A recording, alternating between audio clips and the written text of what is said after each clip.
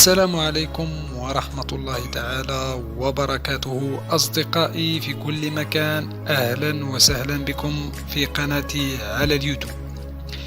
في فلوق اليوم إن شاء الله سنزور مع بعض أخطر وأكثف غابة في الجزائر، غابة الرعب والجمال المتوحش. هذه الغابة المعزولة في عمق جبال الأوراس وبعيدا عن كل الناس، والتي لم تطأها قدم إنسان منذ أكثر من 20 سنة. ستعيشون معنا كل تفاصيل الرحلة، ستشاهدون مناظر لم تشاهدوها سابقا إلا في أفلام الفانتازيا والخيال. وفي البداية أحب أن أذكر أصدقائنا الجدد الذين التحقوا بنا حديثا أن هذا هو الفيديو الرابع لسلسلة اكتشاف مدينة تازولت ولاية باتنا. وفي الفيديوهات الثلاثة السابقة كنا زرنا العديد من المواقع الأثرية التاريخية في هذه المدينة، واكتشفنا الكثير من الأشياء الرائعة، آثار وأسرار مدفونة تحت الأرض، وقلاع وقصور نوميدية ورومانية قديمة. وسأترك لكم روابط الفيديوهات السابقة أسفل هذا الفيديو في الوصف. أما في هذا الفيديو سنبدأ رحلة اكتشاف الطبيعة والبحث عن أجمل المناظر والمشاهد. سنجول السهول ونصعد الهضاب ونتسلق الجبال انطلاقا من مدينة تازولت، صعودا على الطرق الترابية الوعرة نحو جبال بلدية الأرباع، أين تقع غابة الزقاق على ارتفاع 1800 متر على سطح البحر. وكما تشاهدون هذه بعض المناظر الطبيعية الساحرة التي صادفناها في مدينة تازولت وفي المواقع الأثرية التي زرناها مع بعض في الفيديوهات السابقة على قناتي. مدينة تازولت التي تقع شرق ولاية باتنا على بعد 10 كيلومتر فقط. وفي مدخل المدينة كما شاهدنا سابقا هذا أول منظر طبيعي صادفناه في طريقنا، سهول خضراء مطرزة بأزهار الربيع من مختلف الأشكال والألوان الزاهية، مع عصافير الصراصير وتغاريد العصافير. رغم أن المكان مليء بالسكان، فاحذروا ماذا ينتظرنا إذن في الأماكن الطبيعية المعزولة العذراء والبعيدة عن مخلفات بعض المتخلفين من البشر. أكملنا طريقنا في مدينة تازولت، وقبل أن نبدأ رحلتنا في الجبال ولكي تعيشوا معنا جميع تفاصيل الرحلة، أحببت أن أنقل إليكم نظرة من سهول وسفوح ومرتفعات مدينة تازولت. صعدنا هذا الدرج الطويل الذي ينتهي بإطلالة واسعة على كل المدينة، هذا المكان الذي يسميه السكان المحليون بطيمات شيراتون، وهو أشبه بكورنيش، ومن هنا تستطيع رؤية الجبال المحيطة والمدينة الصغيرة، وأيضا سجن لومباز الشهير والقصر الروماني العملاق، وحتى وسط مدينة باتنا على بعد 10 كيلومتر.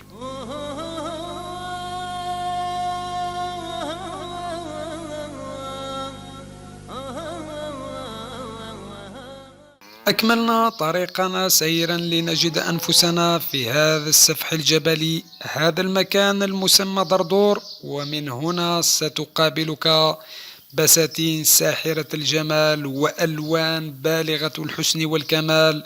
المنظر وكأنه من الخيال، والأروع والأمتع في الأمر كله العصافير هنا على أنواعها تتنافس بكل قوة على التفنن في مهرجان التغاريد.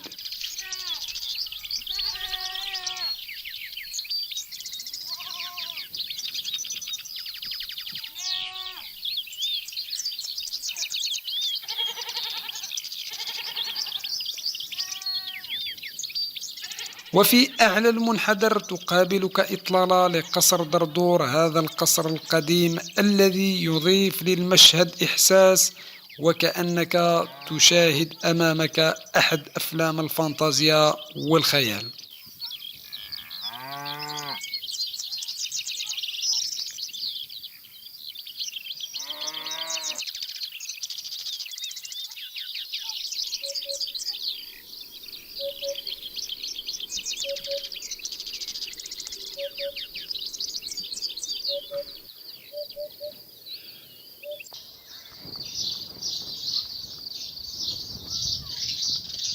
تجولنا قليلا في أرجاء المكان. أصوات الصراصير كانت عالية جدا وتتردد في كل الأرجاء، وأحببنا أن ننقل إليكم بعض المشاهد التي صادفناها هنا لنقربكم أكثر للصورة الحقيقية لهذا المكان.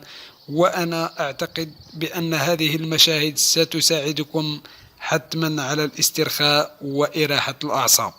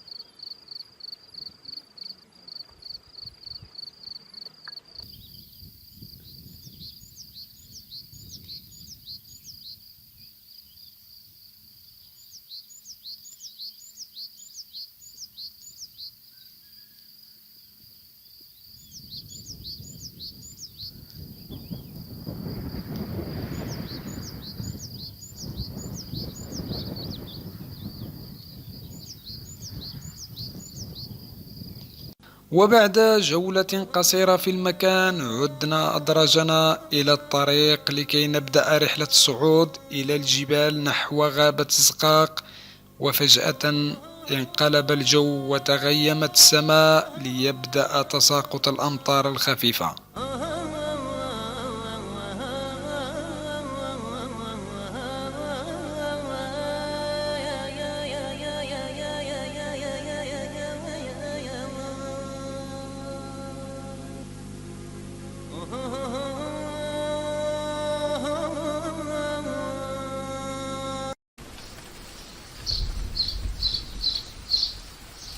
بعد عدة دقائق وصلنا إلى هذا المكان الجميل على الجهة الشرقية لقصر دردور. هنا تقف شجرة الأرز الوحيدة المتبقية على هذا الارتفاع، وفي الجهة المقابلة بساتين متنوعة الأشجار ومفروشة بالأزهار. ومع بداية الضباب وسقوط الأمطار الجو كان خرافي، والعصافير دائما حاضرة بالتغريد في كل مكان.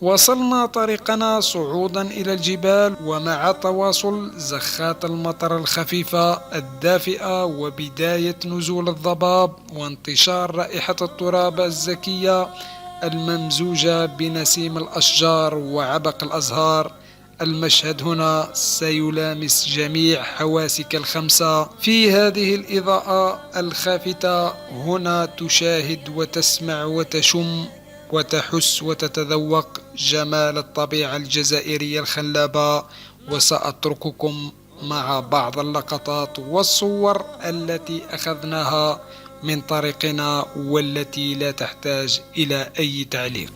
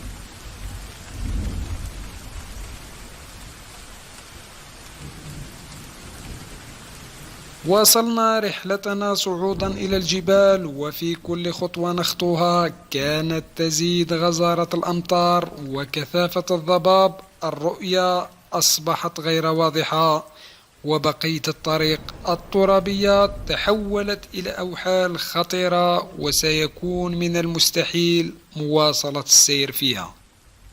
أخيرا قررنا أن نعود أدراجنا في هذا اليوم، ومواصلة رحلتنا في يوم آخر بعد تحسن الظروف الجوية.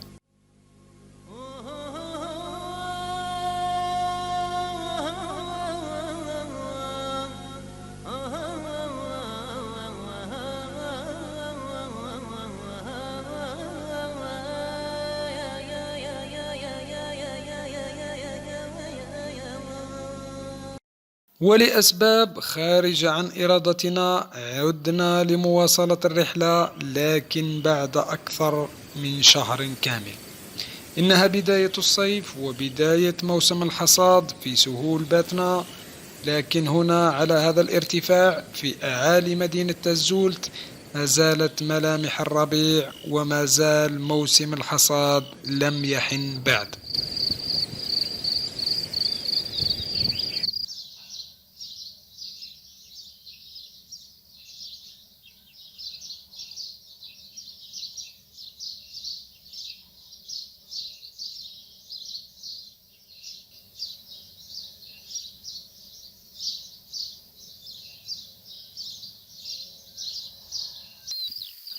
أخيرا وصلنا إلى حيث توقفنا في المرة السابقة بسبب الأمطار والضباب، ومن هنا سنواصل رحلتنا معكم لاكتشاف بقية الطريق إلى غابة الزقاق. هذه المرة الجو مشمس ولطيف، وكل الظروف مهيئة لمواصلة الرحلة على أكمل وجه.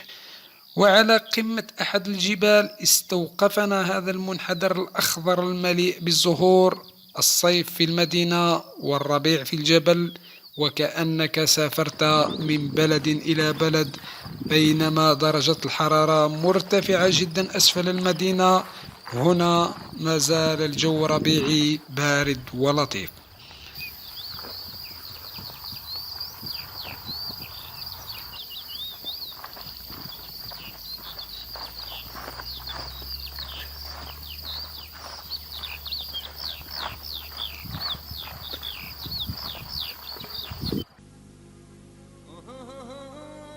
واصلنا طريقنا صعودا ونزولا بين الجبال، ونحن نسير في الطرق الترابية الصعبة حتى وصلنا إلى قرية تفرسين. وهنا على الطريق فجأة إنها أفعى رمادية اللون تقف منتصبة بين الصخور على جنب الطريق، ربما تحاول استكشاف المكان أو تترصد بحثا عن فريسة. ومع بداية موسم الحر تبدأ خروج الزواحف والأفاعي الخطيرة من جحورها، وهذه الأماكن الجبلية معروفة بأنها تعج بكل أنواع الزواحف والأفاعي السامة. وهذه ليست أول أفعى نصادفها في طريقنا إلى هنا، وفي غالب الأحيان تكثر هذه الأفاعي قرب الينابيع والبرك المائية، حيث تختبئ لتترصد فرائسها. ولهذا أصدقائي عليكم بالحذر واليقظة في هذه الأماكن، خصوصا ينابيع المياه. عند السير في هذه الأماكن من الأحسن أن تحمل عصا بيدك، وفي كل خطوة تضرب بها على الأرض أو الحشائش لإصدار أصوات تخيف الأفاعي لتنسحب وتتراجع.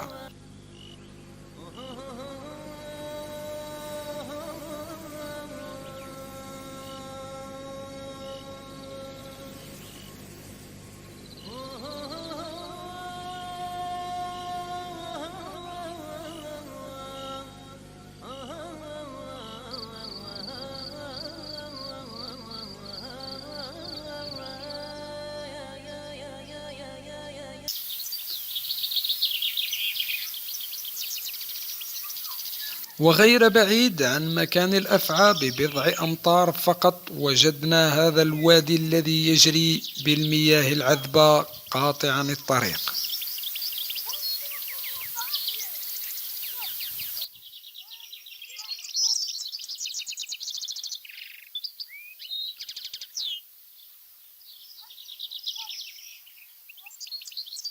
واصلنا طريقنا من الواد، وغير بعيد صادفنا هذا الطائر البارع الجمال بألوانه الزاهية.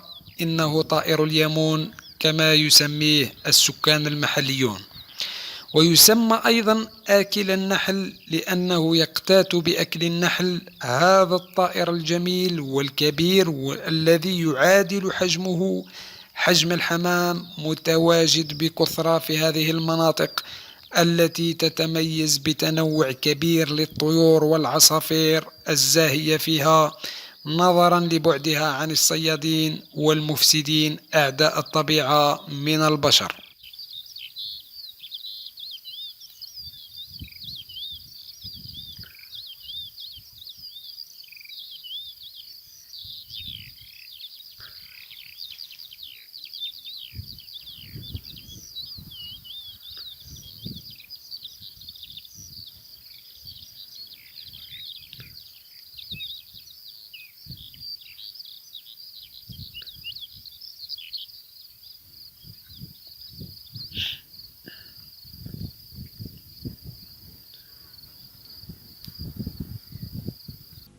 انطلقنا في طريقنا من جديد، ومرة أخرى نصادف أفعى رمادية تحاول قطع الطريق، وفور سماعها لصوت المحرك هربت بسرعة لتختفي بين الأحراش، ونظرا لقلة العابرين وخلو الطريق من السيارات صادفنا حيوانات كثيرة تقطع الطريق، أرانب وثعالب وأفاعي وحتى قطعان من الخنازير البرية. وفي كل مرة يسمعون محرك السيارة يلوذون بالفرار من بعيد.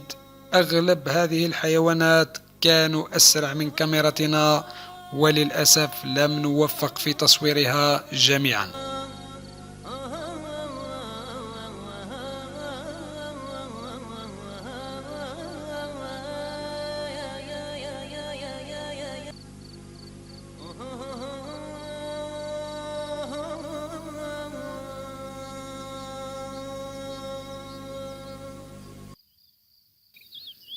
وكالعادة غير بعيد عن الأفعى الثانية التي صادفناها وجدنا أيضا منبع للمياه يقطع الطريق، وربما توجد أفاعي أخرى كثيرة مختفية في محيط هذا المنبع.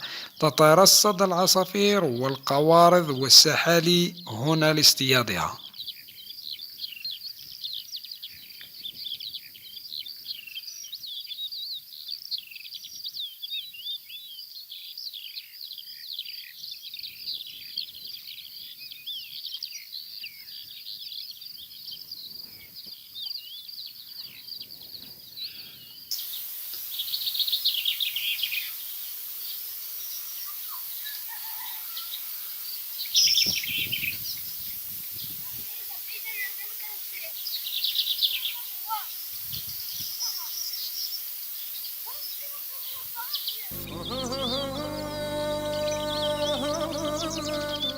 وأخيرا وصلنا إلى مدخل غابة الزقاق، وهذا هو أول منظر تصادفونه أمامكم.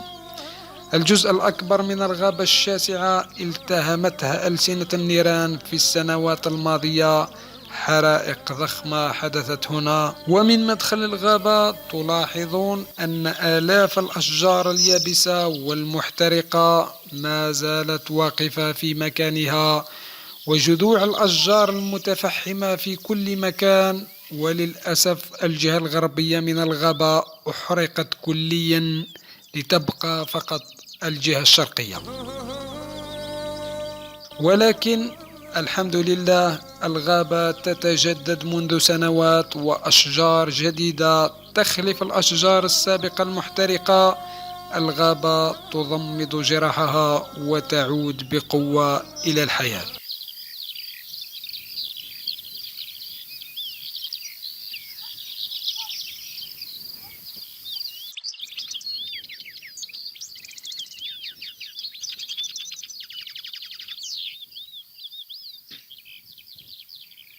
غابة الزقاق التابعة لبلدية الأرباع تضم بعض من أندر الأشجار في العالم، مثل شجرة العرعار البخاري، والتي يسميها السكان المحليون أيوال، وهي شجرة نادرة جدا في العالم وتكاد تنقرض.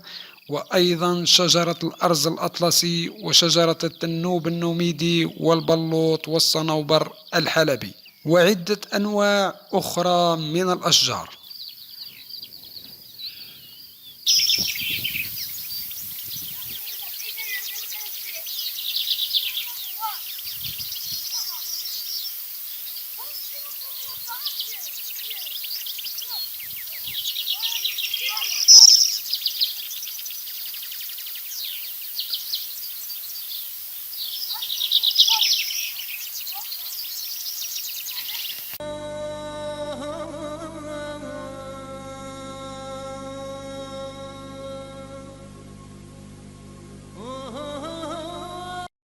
واصلنا السير على الطريق الذي يمر بمحاذاة الغابة، وفجأة صادفنا قطيع من الخنازير البرية التي هربت بسرعة إلى ظلمات الغابة.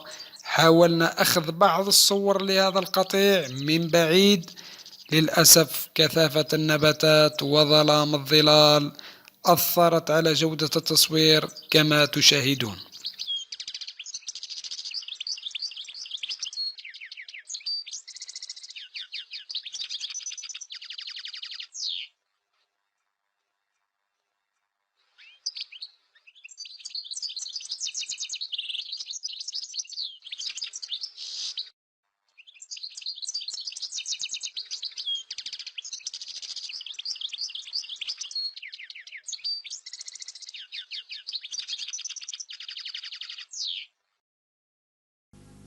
هذه الغابة التي لم تطأها قدم إنسان منذ أكثر من 20 سنة كانت وما زالت تعتبر أخطر غابة في الجزائر، خصوصا في العشرية السوداء، وبسبب كثافة أشجارها الملتحمة الأغصان حتى أشعة الشمس لا تصل إلى أرضية الغابة، فبمجرد توغلك قليلا فيها ستجد نفسك في الظلام الدامس.